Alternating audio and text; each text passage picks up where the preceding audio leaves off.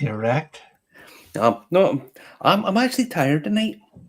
I've been flitting about and doing bits and pieces all week, and I'm sort of tired tonight. I was watching about Elton John there. He was holding his tiny dancer brave and close. On BBC Radio, BBC Two or BBC. No, it was ITV. I think he was doing Is with it Andy okay? Carnage. Very good. It's pretty good now. I have to say, I like Elton John. It's pretty cool. But no, I was doing that. But you were away last week. You were away en français. Yep. How'd you get on? A lot of snails and frog legs. Pretty well. I didn't have snails. I had snails which come as what do you call them? Snails that come as little patisserie things. Well, like brioche snails. Aye, brioche snails or something like that, or whatever you call them. I see. So they call them that escargot stuff or something like that. There, You know what somebody said to me the other day? It just dawned on me. You know what somebody said to me the other day? It says, I was going to come off Facebook, but I decided to stay on it because it's the only way I know where Justin is. Right. Jet set Justin. Way all over the place. Oh, I know. Well, I know people don't like Facebook. People don't like Facebook at all. It's like stalking you all the time, isn't it? Sort of thing. The thing is, if you take it seriously, it's like that. But don't take any of it seriously, as you always say to me. Yes, do you like my T-shirt? I do. I was watching. I think I've seen that one before. I think I've seen it in real life. Before. A friend sent me over from Louisville, Kentucky. Mm-hmm. So thank you very much. Dawn sent it over. So yeah, it was pretty cool. What was it, a bit Drake in Newcastle today? Was it? Yeah. It was. We went to Newcastle we scoot today because one of Julie's friends is over. We went on a bit of a tour down to Newcastle. Do you know the way whenever you're up in the morns and it's cloudy and misty and rainy? It's actually really quite atmospheric. It's really quite nice. Yes. And it photographs amazingly well in that sort of conditions. But we always think the weather's crap. But if you're coming from the middle of a desert, the rain and the being a bit cold and being wrapped up, it's a novelty. It's quite pleasant. Yeah. As I do say, the novelty wears off quite quickly when you have it 24/7, as you well know. But it certainly does. Yeah, if you come from the desert, it's actually quite something I actually quite like. So there you go. I know. To each their own. I know. It's a funny old world, isn't it? It's a funny old one. But we must point out that it's Newcastle County Down, not Newcastle in England, because there wasn't a million screaming alcoholic, half-dressed young ladies poking in the place and fighting and getting on. All right. Oh no. Not Newcastle. Not Newcastle. Up north. Up north. Over in England. No, Newcastle County Down. Very good. We're going to be out and about next week, I think, aren't we? Aye, we will. We'll talk a wee bit more about that in a wee minute. But we'll do a bit of some stuff that's going on. There's Frank's got a wee bit of dark silky. I have a dark silky of a midnight, the red sitting here, and a wee bit of red in my glass. Talk a wee bit more about that very shortly. Yeah. So everybody's in. Ken's in. Thomas is in. Robbie's in. Anthony Sillett. Declan's there. Shane Foley. Oh, coming thick and fast. Sean McClendon as well. Hope everyone's well. The cousin as well.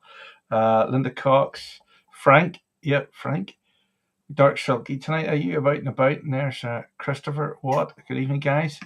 Yeah, we're fighting fit. Fighting fit. Yeah, not doing too bad. Somebody said to me today, says, "Oh, after your operation, it's nice to see you up on your feet." I says, "I've been on my feet for about the last 5 weeks." This is all. I suppose you're looking forward to getting back in and doing some whiskey tastings.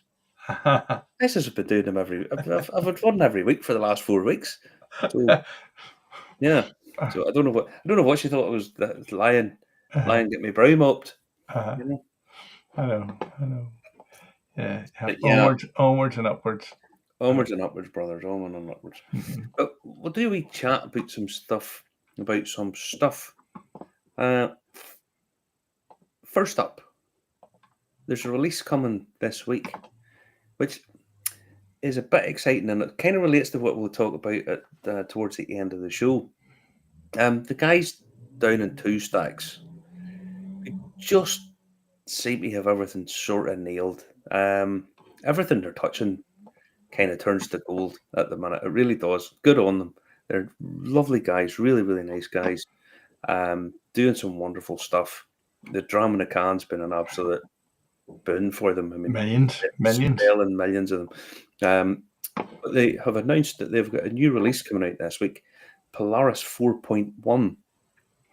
That sounds like a nuclear weapon. Well, it is a nuclear weapon. Just not this one's not a nuclear weapon, but it is a nuclear weapon. But this is it's all part of what we'll talk about a bit later on. It's all sort of tied up with it. There is a sort of central figure around the whole lot.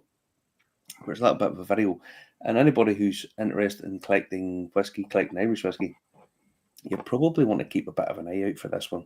So you can play the video if you want, my friend. Shane Dolan here, the Two Stacks Band. We are here for a very exciting moment. This is Polaris 4.1 Vintage Mash Bill.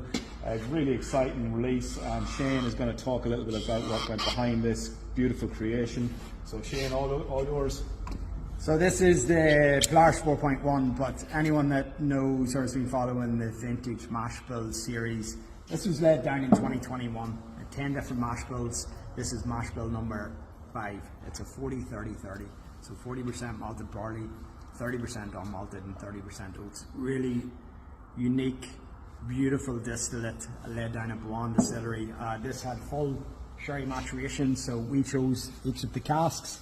You can see here on the side as well that it has the mash bill of the 40-30-30. And it's had about 4.5 years, so you can also see it was laid down on the 6th of January 2021. And we feel that the timing is absolutely perfect to bottle this up, get it out to the public, let people taste the delicious whiskey that it is. Releasing next Friday, the 25th, 252 bottles, a limited number of cans. I think we've got 800, depending if Chris can get them all packaged for us in time. You'll see that the label has not yet come. We're going to give you guys a bit of a teaser, but look at the colour in that bottle. It's absolutely tasting and smelling phenomenal for such a young whiskey at this age. yeah, I get And I'm going to give you a little bit of a teaser. massive dank. Like coffee, caramel, some orange peel in there, treacle tart, really sticky, like bread and butter pudding style whiskey. It's absolutely delicious dessert style of whiskey, and you can just see the colour. The cask has done a phenomenal job over the course of its 4 years, and yeah, we can't wait to get this out to people because it's so drinkable for the ABV. Yummy. But yeah, look out for it. It's going to be very, very busy for us next week, so make sure you line up, get your hands on a bottle. You will not be disappointed. Sound you? That looks fabulous. Yeah. Now the thing about it is it's coming of age of some of these vintage mash bills. That was it 2020 that the packs came out. I'm just trying to remind off the top of my head. Just if you know the project, you know the whole thing, that the 10 miniatures that were the vintage mash bills that Fanon collected, and there's some of them are now starting to come of age, being released. Boan has released a couple, and now I mean it's a Boan did all the distilling. If you're not sure about the project, Boan did all of the distilling, and now Two Stacks are bringing it out as their Polaris 4.1. I tasted these as new makes. God, they were good. They were new make spirit, but the difference in style and texture and teeth and flavour and all that kind of stuff was just mind-blowing. And to see them all starting to come a few years down the line, it's exciting. Personally, I think it'll be a fantastic thing to have as the new make, the taste, and then the mature spirit, the mature whiskey, I should say. To have those in terms of collectibles, it's a fucking no-brainer as far as I'm concerned. The tasting packs, as these start to come out, the vintage mash bill series, to have the taster packs is going to be a really nice thing because you can taste what they're like as new make and taste them when they're matured. But in terms of a collectible to set up and have, look, I have all this as an investment, is absolutely no-brainer as far as I'm concerned. So yeah, these will not hang about too long. Now, they obviously didn't say a price, but they'll probably not be massively expensive, but they'll probably not be that cheap either. But as I say, those are nice ones to pick your hands up. And the fact they're doing it on bottles and cans. Well, the can means you're allowed to drink it, doesn't it? Justin, you're finally correct in something. How did that happen? Says it here in the script. Says it here in the How script. the fuck did that come about? Says it here in the script. As I say, I just think those will not hang about too long. 252 bottles released in 25th. You'll want to do yourself a favour and pick yourself up a bottle of that. The guys at Two Stacks, I mean, they are doing fantastic stuff, and good on them. They're nice guys doing stuff that is. They just seem to be ticking all the boxes for everybody. You know, Mm-hmm. They're doing collectible stuff. They're doing good quality stuff in decent prices. Doing well designed, well crafted. You know, everything about it seems to be going well for them, and yeah, couldn't be happier for them. Really, really nice guys. Really nice guys. So yeah, good news. Bit of good news. Oh, another bit of good news, by the way. What do you call them? Glen Scotia over the Easter weekend are doing 10% off Victoriana. Now the code for it, you have to put in a code, the sales code. I wrote this down earlier on. Hang on. What's the point in giving it to people? You've probably bought all the stock. No, I haven't. No, I know. I've been going through my stuff. I wrote this down earlier on. GNS9D8CN gets you 10% off Victoriana. It's 10 years. It's their 10th anniversary of releasing it. If you haven't tasted Victoriana, it's fucking phenomenally good. It's just incredibly good whiskey. From my personally my favourite distillery in Scotland, Glen Scotia. Honestly, it's fabulous stuff. Lovely, salty, fresh fish notes through it, which sounds a bit odd, but it does. It just smashes it out of the park in terms of flavour. Fantastic stuff. But yeah, you can get the code.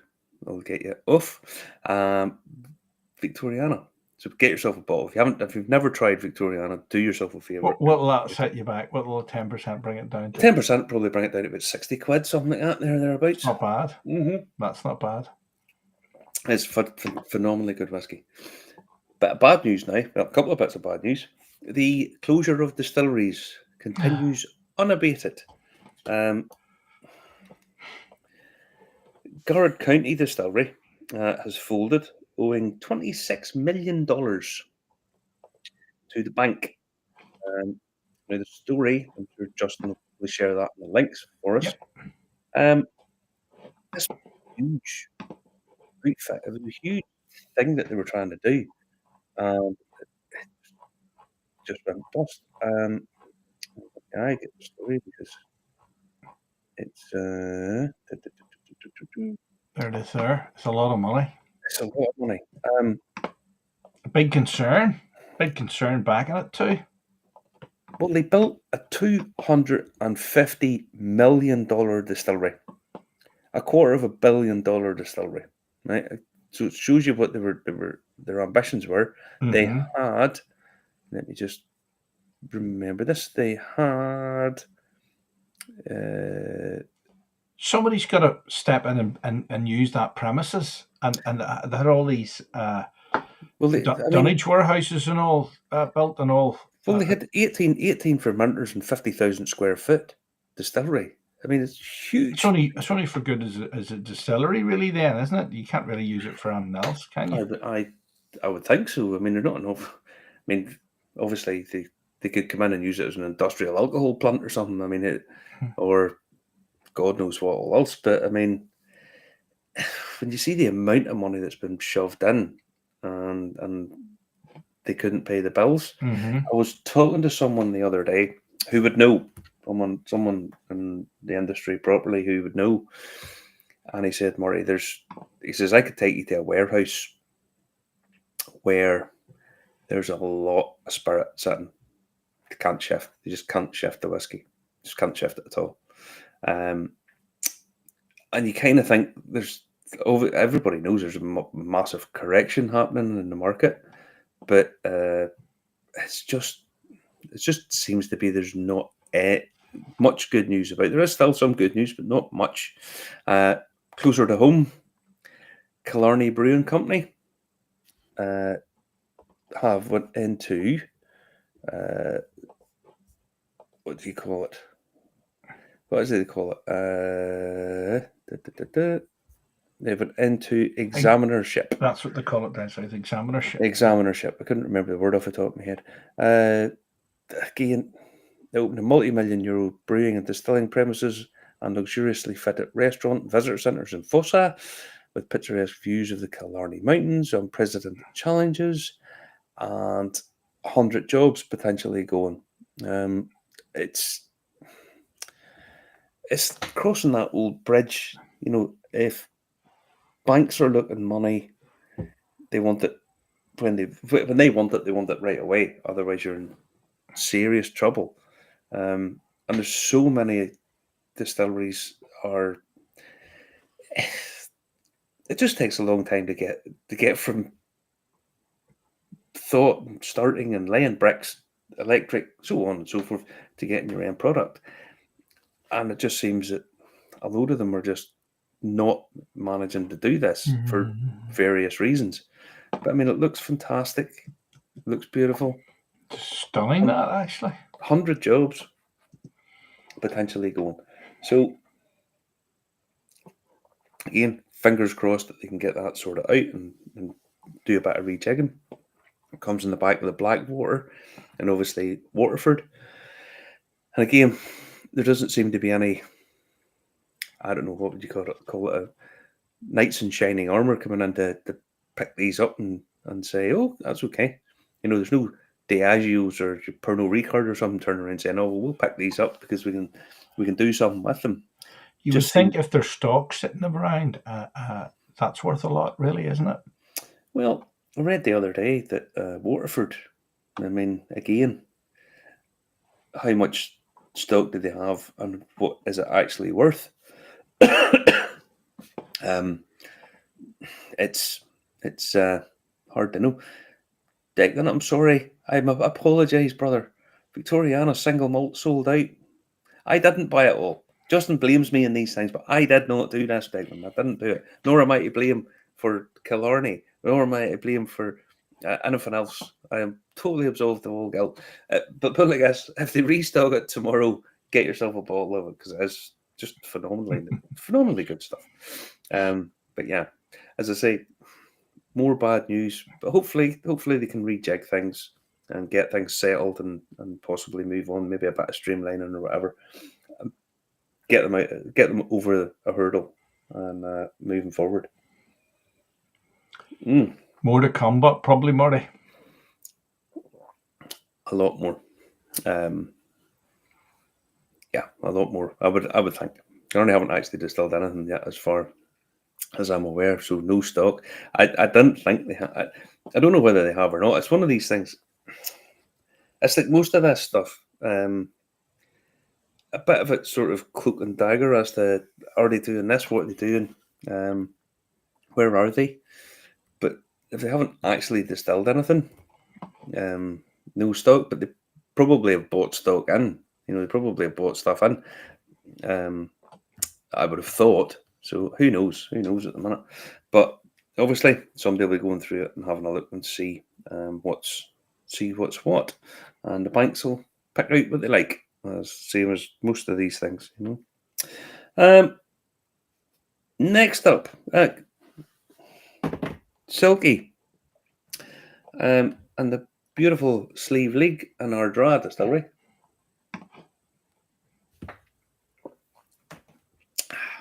Who have been distilling stuff. I met Jim the other day, who gave me a lovely sample of what we can expect. You can't really see that. What we can expect from the Ardra Distillery in the not too distant future. This is the first time I have tried this, bottled at 46%, because this is their own spirit, and it is what is going to be released very soon. And There's Stanley teasing you. I have a few drams of Victoria. oh, I know he does. I have some in there as well. And if Declan's nice, he can get a bottle. He can get a dram or two if he comes up. I remember a little sneaky of this before a while back. And whenever I nosed this, it did genuinely just make me smile or smile. The smell of it just, oh my God. Lovely peated note. Lovely peatiness. And you know, honestly, it's got such a nice petrol smell to it. Do you know the way petrol smells delicious? It does. It just Stay away from the forecourt, Marty. Stay away from the forecourt. It does. It's got a lovely sort of petrol-y note to it. But it's the fact that it's got that chemical peaty. Oh, it's delicious. Absolutely delicious.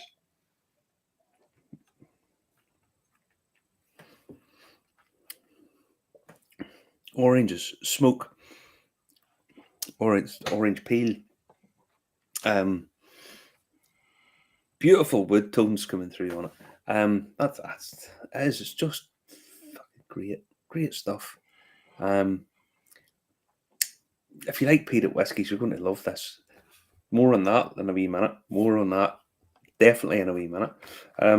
Just such a lovely, different type of whiskey that is got bags of flavour. I know loads of people don't like peated whiskies. That's fine. You know, there's not a big lot. If you don't like peated whiskey, you don't like peated whiskey. But if you do like peated whiskey, you're going to have a field day with this. All those barbecue meat notes and stuff coming through. Beautiful stuff. So, and I really should be showing you this because Jim might not be overly happy, but I don't think they're all that cross either, you know, because he let me see the other night what their new bottling's going to look like, well, albeit slightly different. So that's going to be their new bottling. Something very similar to this, anyway. Are we doing prototype releases now? Well, he let me see it, so that is very contemporary. It's got that lovely fluted bottling on it. I think he said maybe the cap was going to be a bit different, but that's what our Ardra is going to be coming out very shortly. And honestly, that's such a nice smell, such a nice nose, such a nice whiskey, lovely balance to it.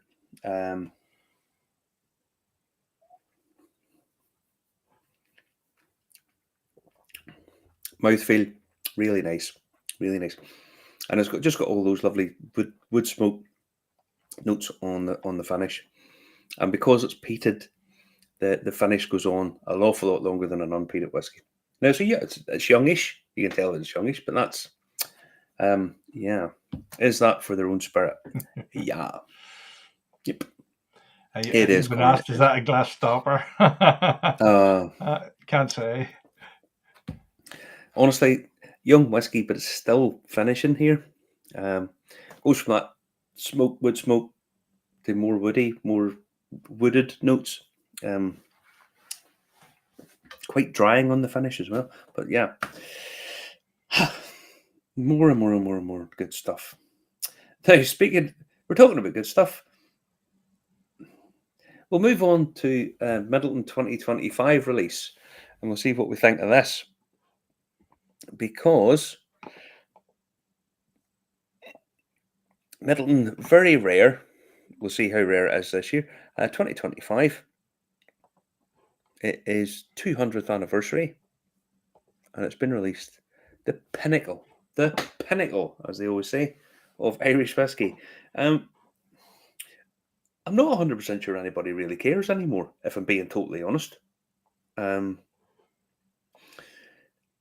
no shortage of 2023 to buy. There's no shortage of 2024. Jesus, it's discounted all over the place. They over-egged it.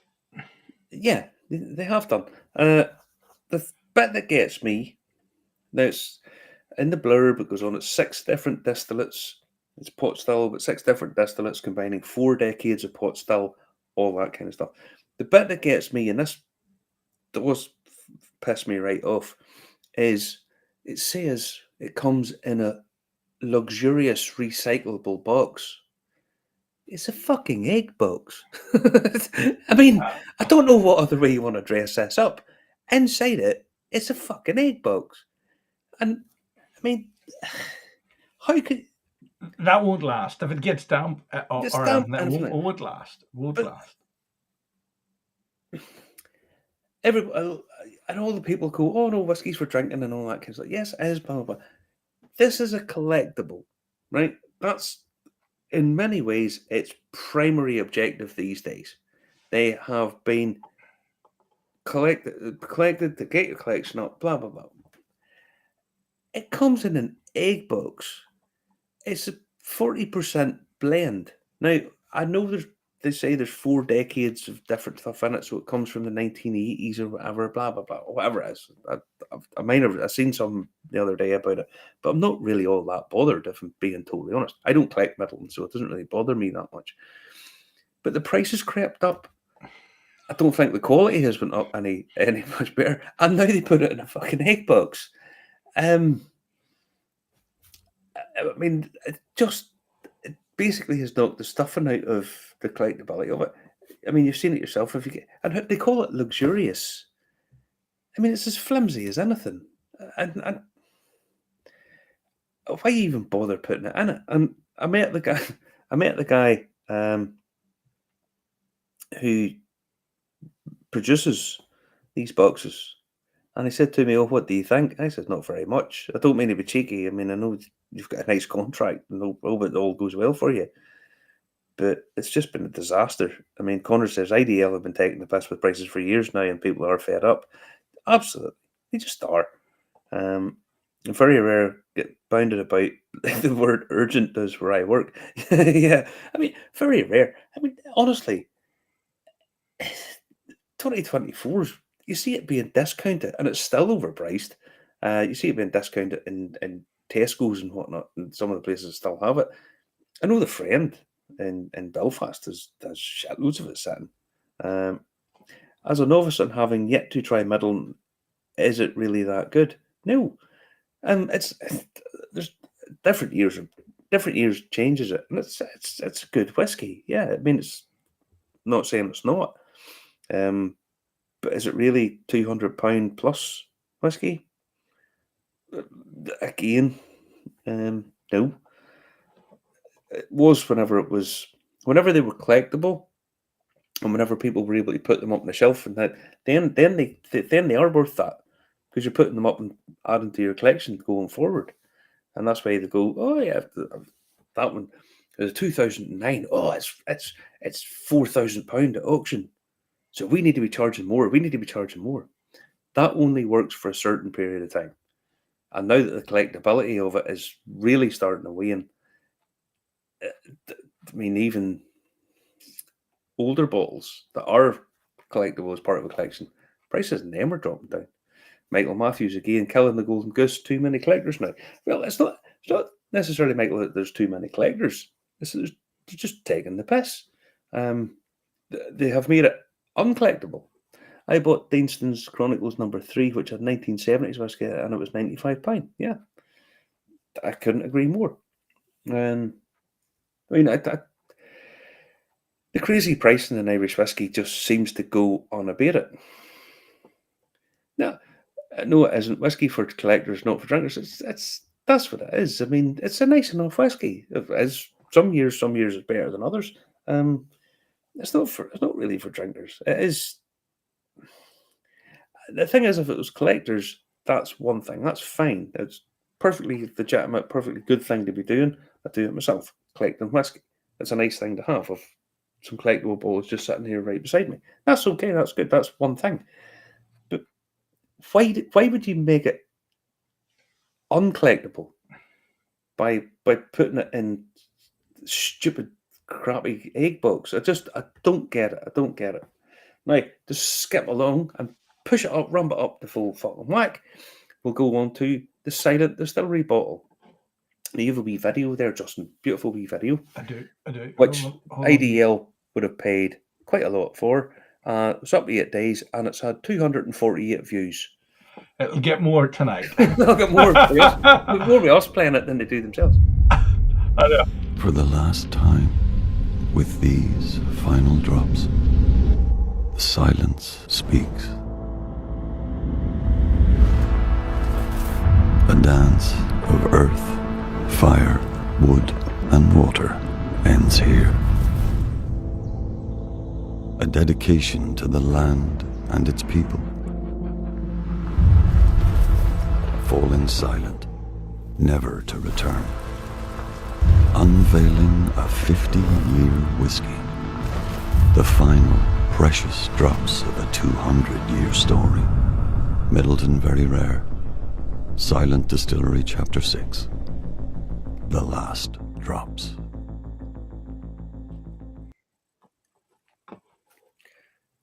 Nobody's going to give a toss what it tastes like. It's totally for collection. That's the point of it, and that's okay. At least their video looks Irish and evocative.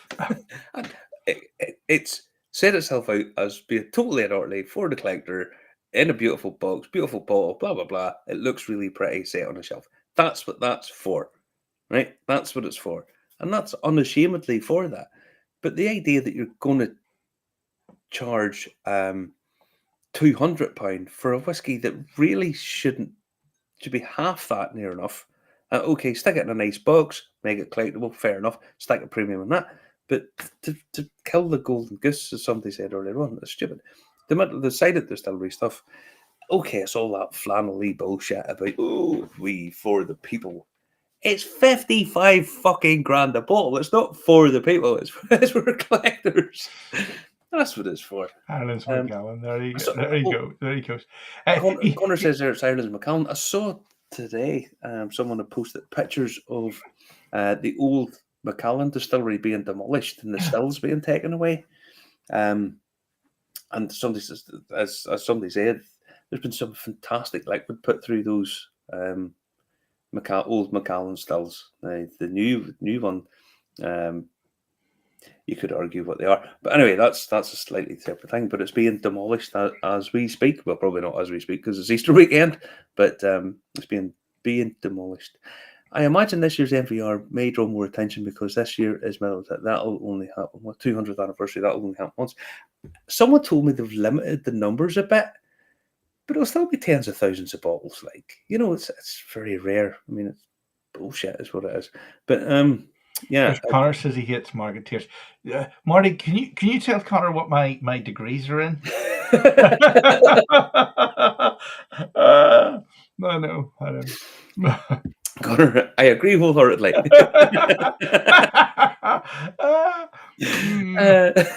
But no, as I say, the marketeers, sure, they all do the same thing. Everything's all premium and one of a kind, and we are three adjectives long. It's all this bullshit, and everybody can see through it. It's all bullshit. All that dates in 52.8% ABV, not 40% like your MVR. No, it's not. But again, it's not. It'd be nice to see the full collection. You'll see one in the friend of hand. Speaking of collection, here's something for you. So, there's a Tailors of Coleraine up for auction. A real one. Irish whiskey auctions this month, and it's 1940s Tailors of Coleraine. Robert Taylor This was seen at the time, back in the day, as being the best whiskey in Ireland. It always been a thing, a House of Commons. He supplied the House of Commons, but he got a knighthood and all for this. Talk about buying United. Yeah, oh, aye, absolutely. But this is the first time one of these has popped up at auction for a long time. But there's some blurb here. It's sitting at €2,000 for a bottle of it at the minute. I could see that being one of the ones that just does really, really well. That's a really collectible bottle, really nice thing to have. As I say, it's the first one that's popped up for a long time. A guy contacted me just before Christmas with a Taylor's of Coleraine screw cap, and the label was pretty crap on it. And he says, "Oh, what do you think this is worth?" And I was like, "Mate, I don't know." And I give him, in my opinion, I said, Coleraine, a collectible bottle of Coleraine from the 70s, 60s, 70s, which I think that probably was. You're probably talking £100. But because it's Taylor's, bump it up, it's probably this, blah, blah, blah. Stick it on up, and it could be anything between £100, screw cap, bad label, up to, several £100. I turned around and says, "I'd rather drink it myself for that money. I'm going to contact Sotheby's." Now, I haven't heard from Sotheby's, haven't seen it. That's not Sotheby's, because I think Sotheby's go fuck yourself. That was the screw cap. This is 1940s, possibly 30s. And that's a really collectible bottle to have. That'll be a good one. It's capsule, I think, Connor, without saying it, but it's not a screw cap, so it'll be 1940s. However, just as an aside, when I seen this, working down in the Friend at Hand with my good mucker Jim there, when you go in there, LA, of course, doesn't have one bottle. Well, he does have one bottle standalone, but he's got a full fucking case of it. I sent you a couple of pictures because I was down in the other day. We're sort of mucking about. We're doing a couple of bits and pieces, and I sent you a couple of pictures. That All right, hold on to get them. Yeah, there's a full case of the stuff, which is there's a letter inside it that says it's 1891. I doubt if it's as early as that. I think the letter's maybe slightly misleading. I'm not sure, but just incredible. where are they? Here they come. Put that there. So that one bottle, Put that there. I mean, just aye, and they're all perfect because they're never left out. They've never been left out of the thing. I mean, they're just what an incredible thing to have, and to be able to open it up, have a look, pull it out, and just have a look. Even just looking at it's just an incredible thing. But there's so much of this in the Friend. It just is. It's incredible. Just, I honestly feel really privileged to just.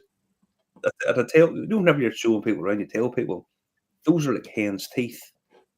They're so rare, and to have a crate of it sitting in there is just just an incredible thing. Honestly, keep an eye on that Taylor's of Coleraine because that's one that I genuinely think is a really, really rare bottle. They don't appear very often, so that's a nice thing to have at Irish Whiskey Auctions. Next up, next week, are we going to go to the Whiskey Social? Are we? I think we'll take a wee turn into the evening show, and we'll do a wee bit of videoing as well. Only Andy and say we're going to pop down and have a chat with him. Now, the Whiskey Social, if you are interested in going, there's 30 exhibitors, and there are a couple of sessions. First one 12 to 3:30, and then second one is 4:30 to 8. The second one's sold out. I'll let you in a little secret. You see the early ones? The early ones, there's still some tickets left. Now, it's £45 plus £2 booking to get into the 30 exhibitors. You see, if you go to the first one, everybody thinks, oh, I'll go to the second one and drink ahead of myself.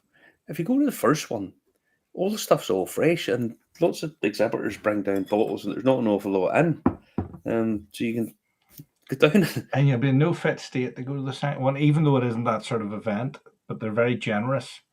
Yeah, and so going to the first one, there's, as I say, there's a bit of there's a few tickets left for the first session, and as I say, it's well worth your while popping your head in. Book a hotel room in Belfast. Booking.com. You won't be moving. How much will they be? Hotels are ridiculous. Book yourself a taxi and go home. That's what you should do.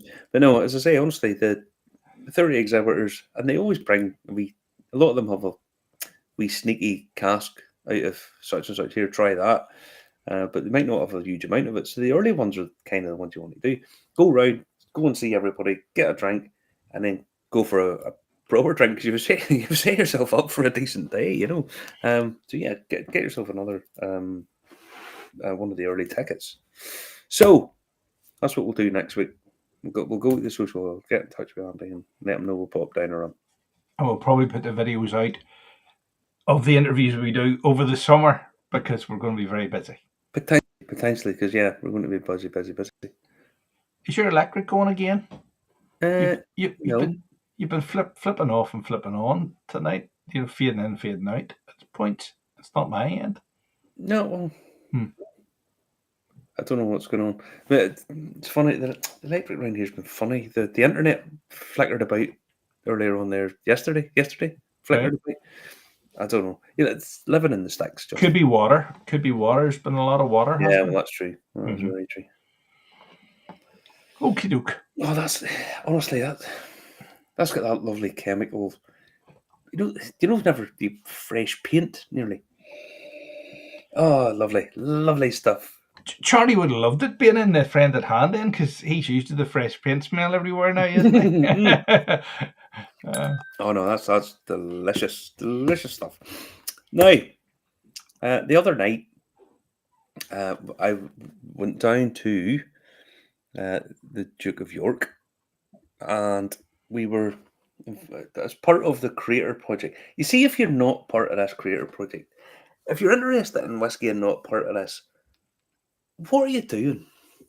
Because it's fucking fabulous. Like €250. So what? 200 quid thereabouts. £200. For that, you get Fanon's talks. You get tastings if you're available to go to the tastings, which might cost you an extra 20 quid. Don't go through all the photos because I want to talk about them a wee bit. You get at the end of it, you're going to get a signed first edition copy of Fanon's book. I have a copy of this book, Irish Whiskey by E.B. Maguire. Okay, this book is basically the history of Irish whiskey up until this was written. Okay, it's basically a book on tax relief. That's what E.B. Maguire was. I've seen these going for £350 a touch. Right, I didn't pay £350 for this, but I paid a fucking pretty penny for it. Even I've got one now. Right, so Fanon's doing a full history of Irish whiskey.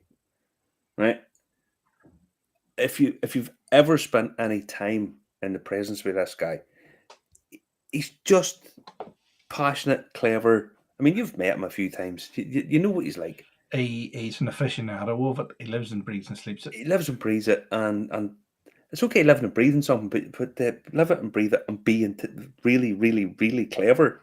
Conveys it in a way that engages with people as well. And also likes a drink. Mm-hmm. So he's having a drink while he's doing it, right? So I cannot tell people enough about doing this because fucking fabulous. So you're going to get a copy of his book signed, and it's limited to 400 people. Plus, he's doing a single cask whiskey. So you're going to get a vintage mash bill, historic bottling, vintage mash bill to go along with for 200 quid. It baffles me that it hasn't sold out. Put like this, over whenever I start work again, get a couple of quid, I think I'll buy probably another couple of memberships because a book and the wiki is going to be, and it's fabulous. That just so So much good stuff. But these were the whiskies that were available. Now, bearing in mind, it cost £20 to go to this. £20. And we got a wee flight card. Okay. So I had to write some notes down about what was going on. First up, Short Cross. Now, David from Short Cross. Can I show us a picture? Too late. These guys are now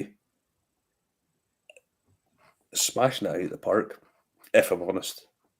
They're a bit of the Short Cross gin, boom, went really, really, really well. And then moving over to the whiskey, I think there was a few hiccups. The first release, a lot of people were like, "Oh, it's far too expensive for what it is." Again, first release bottles, do what you like. The Ryan malt came out. It was very good, but a bit different. And people were like, I was a bit, yeah, it's really nice. Remember we went up to the launch of it? Mm-hmm. It was a good night, like. It was a great night. The whiskey itself, good. Didn't blow my socks off, but it was really good. The other night, fuck me. Fucking hell. Did they smash it? The Distiller's Duo that they have out is fantastic, right? The orange cognac one they have is just, I mean, Jim will back me up here. It's just, it was just mind-blowingly, it's just so much flavour for a young whiskey, doing weird things with it, but so good. But honestly, the first two the other night were Short Cross. The first one was a 68% 9-year-old peated malt red wine cask.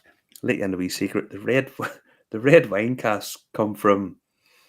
How was it he put it? He said there's somebody else in County Down who owns a chateau in France, and they're a bit miffed that our whiskey has stayed in their red wine cask longer than theirs did. Make of that what you will. I mean, genuinely, the peated malt red wine, Chateau Laligne,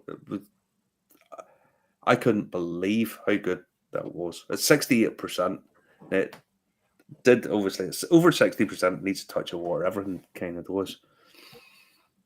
It's just unbelievable. You don't start a whiskey tasting with a peated malt. That's just the sort of cardinal rule because it flavours loads of other stuff. The peat was so well integrated into this whiskey. It was sublime. I mean, just unbelievable. Now, I was sitting beside Jim Doherty from Sleeve League. He was sitting beside me, and I said, "What do you think of that?" He just couldn't believe how good it was. He says, "That's phenomenal stuff." And I mean, Jim knows his stuff too. The first one was just, honestly, I couldn't believe how good it was. 9-year-old, super gorgeous stuff.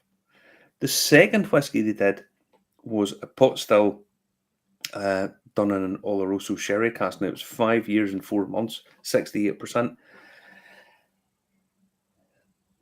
A fair few people that were there said that was their favourite of the night. My favourite of the whole night was the first one.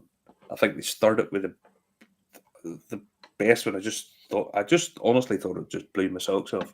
The second one, the pot still Oloroso sherry, was again out of this world good. Now it's you want to say it's only a 5-year-old whiskey, but you're comparing it to this aged spirit from Scotland and stuff. You know, that's kind of in the back of your head whenever you're talking about age statements. You know, you're going, well, you can get 15-year-olds. Honestly, just fucking awesome, and absolutely phenomenal spirit. And they're just, if this is what they're going to be bringing out, they're making whiskey for people that want whiskey that is different and interesting and primarily well crafted. That's what you want, because you can't please everybody. But if something's well made and well crafted, you're going to appreciate it. And Yeah, Connor says never had a bad drop from short cross. No. They really are, I think, doing stuff that the collector, or not the collector, the connoisseur, or the people who want to taste different stuff that's done well, really well made. And David and Fiona should really take their plaudits, because they're really doing stuff of massive quality. I can't applaud them enough. Those first two whiskies the other night were out of this world. The next two, the third one was the Old Cumber, the pot still, the first release pot still. You got a bottle of that, didn't you? You got a bottle of that. There only was, I think, something like 78 bottles of that produced. There's minuscule amount. And it's delicious. It's delicious. And it's got bags of flavour. But one thing Jarlath said, Jarlath turned around and said, it's not often that whenever we come that we're outblown by flavour. You know, we're not the big spirit room. And he was 100% right. Now the first one, the peanut malt, was one that Fanon picked himself, and he got a cast sample of it, and he said, "Look, we have to do this. We have to put this out. We have to let people taste this." The Old Cumber, again, 5-year-old, and then 9 months, I think it was, in a ruby port cask, and that Old Cumber bottle, it's fantastic stuff. Really, really good stuff. But even Jarlath said the first two, just they were phenomenal. They were phenomenal. Old Cumber, I really love it. The blended one, really nice too. Not just the same as the first one, but really, really nice. Next up was Dunville's 1808 First Fill Oloroso.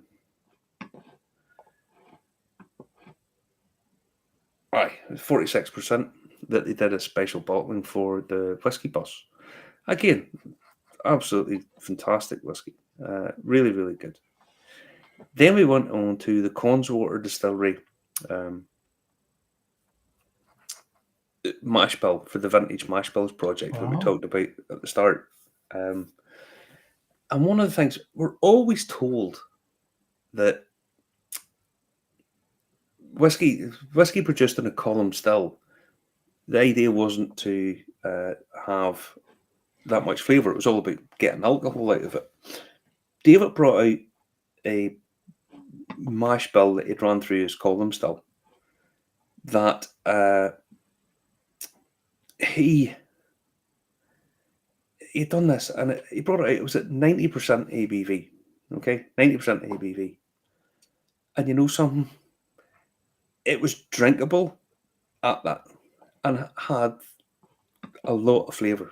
A lot of it. Look at that there. Look at that man. I was going to ask, how is he? Is he well? He's as bad as he always was, you know.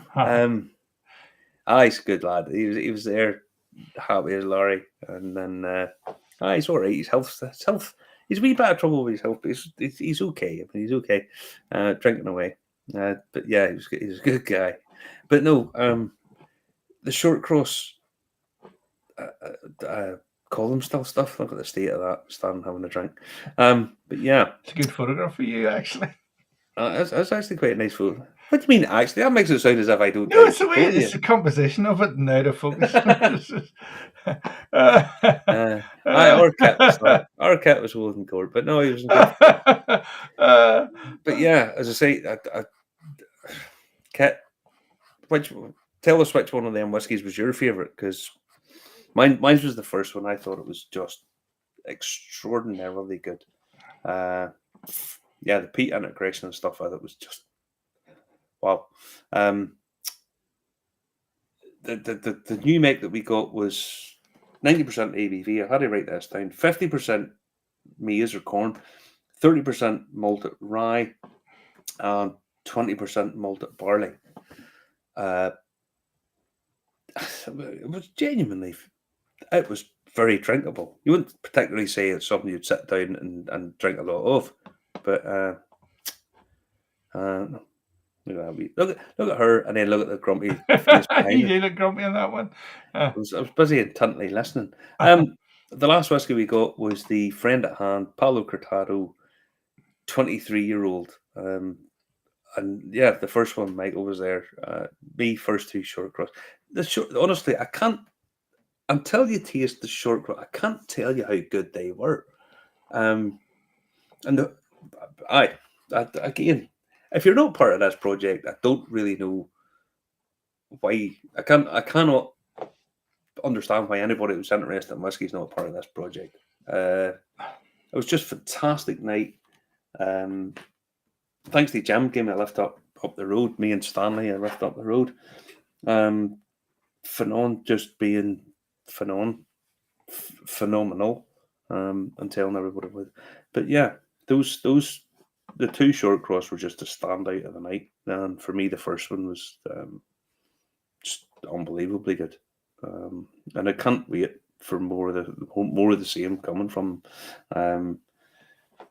Again, I think it's like most of these distilleries, they have a bit of a rocky start, and then if they can last that bit, especially when you've got the talent that David and Fiona have and what they're doing now and going forward. And Linda asked about price point. Their whiskies are about 55 to 70 pound, somewhere in around that. So not prohibitively expensive. Yeah, what's the price point? Over here it's about 55 to 70 quid, roughly, for depending on what it is. But yeah, I can't really say any more about them because they were fucking fantastic. Now, I don't have any of them, but I have a wee drop of short cross poaching. I'm going to have a wee drop of that and kill off that. But to say a wee drop of it, I'm going to just kill the bottle off because I've been doing this. I've been getting rid of bottles that there's not this and bottle kill it. Get it out of the way. But yeah, David, Fiona, you are based on that. We're in for some treat off you guys in the not too distant future because they were sensationally good, and they're not ready to come out yet, but they they can't be too far away. If I'm being totally honest, nope. Go on their tours. There you go. Yeah, absolutely, and they're lovely people. They really are lovely people as well. That's another thing. But a quick point. We had Jim Doherty from Sleeve League there. We had David Shortcross. We had David from Shortcross. Hinch are doing peated. And we're getting part of the whole project. There was one bit in it where Fanon was talking about his naivety. Because back in the 19th century, all the adverts at a certain point talked about the Inishowen taste and the Bushmills taste. Mm-hmm. Basically peated. Everything was peated. Bushmills were known for their smoky peated whiskies. Mm-hmm. Right? So Fanon says he rather naively went up to Bushmills to tell them this. You know, your history is that you used to make very smoky, peated whiskies.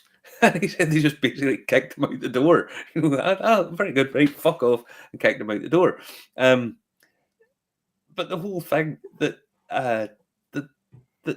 Ulster style, you've got peated Shortcross, peated Killowans, peated Sleeve League, peated. Did I say Shortcross? Hinch. Excellent stuff. So hopefully we get a little bit, as Kit showed it the other night, he says, up the planters. That's what he said the other night. It's good crack. All right, okay. But as I say, that peated regionality coming up north. Yeah, I wholeheartedly condone. But yeah, so next week we will take a wee run over at the Whiskey Social, I think. Depending on what happens between now and then. I've learned that this year plans don't really work out this year. There's been loads of stuff I plan to do just got fucked.